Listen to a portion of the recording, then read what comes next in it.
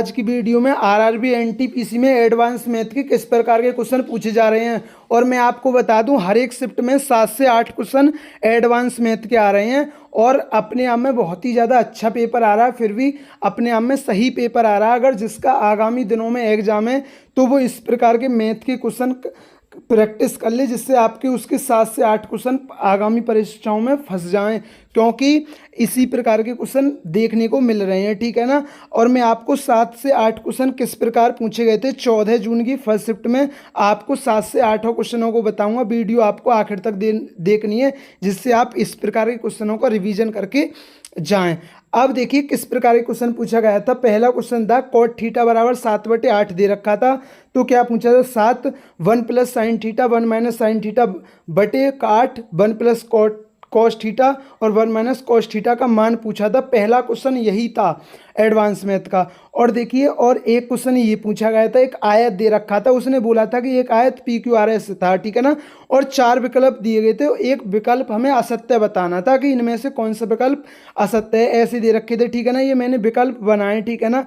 कि कोण P बराबर कोण Q बराबर कोण R बराबर कोण S बराबर 90 डिग्री है या नहीं, मतलब ऐसे दे रखे थे 4 ऑप्शन के। आयत के विकर्ण एक दूसरे को समद्विभाजित करते हैं या नहीं, और आयत के विकर्ण बराबर होते हैं या नहीं, ऐसे दे रखे थे। तो 2 क्वेश्चन तो आपके ही थे। ठीक है ना। मैं आपको 7 से 8 क्वेश्चन बताऊंगा। अब देखिए और क्वेश्चन कैसे थे। एक देखिए घनाभ की लंबाई दे रखी थी 50, चौड़ाई दे रखी थी 24 की जगह और कुछ थी, लेकिन लंबाई की पक्का पता कि लंबाई 50 मीटर थी। ठीक है ना। और विकर्ण की भी पता है कि विकर्ण 15 वर्गमूल 29 मीटर था। अब देखिए अगर आप इसमें करोगे तो इसमें थोड़ी सी कैलकुलेशन जरूर होगी। आयत का विकर्ण क्या विकर्ण बराबर रखोगे इसे तो 15 का वर्ग होगा, और 15 का वर्ग 225 में 29 की गुणा होगी, और इनका वर्ग करोगे और ऊंचाई निकल के आएगी, फिर आपको गुणा करनी थी। ठीक है ना। तो आपका आयतन निकल आएगा। ठीक है ना। अब देखिए और एक क्वेश्चन क्या था, एक आयत की लंबाई चौड़ाई से 30 मीटर अधिक बोली थी। बिल्कुल डिक्टो क्वेश्चन यही था, और क्षेत्रफल ये था 18,172 मीटर स्क्वायर। अगर आप बेसिक करते तो द्विघात समीकरण इसमें बनता, लेकिन ऑप्शन इस प्रकार थे। ठीक है ना। तो आप ऑप्शन का सहारा लेकर इसे जल्दी से कर सकते थे।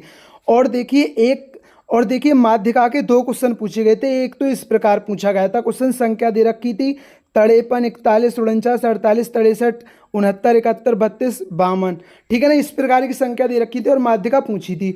और एक माध्यिका पर इस प्रकार क्वेश्चन था, हमें वर्ग अंतराल दे रखा था और बारंबारता दे रखी थी।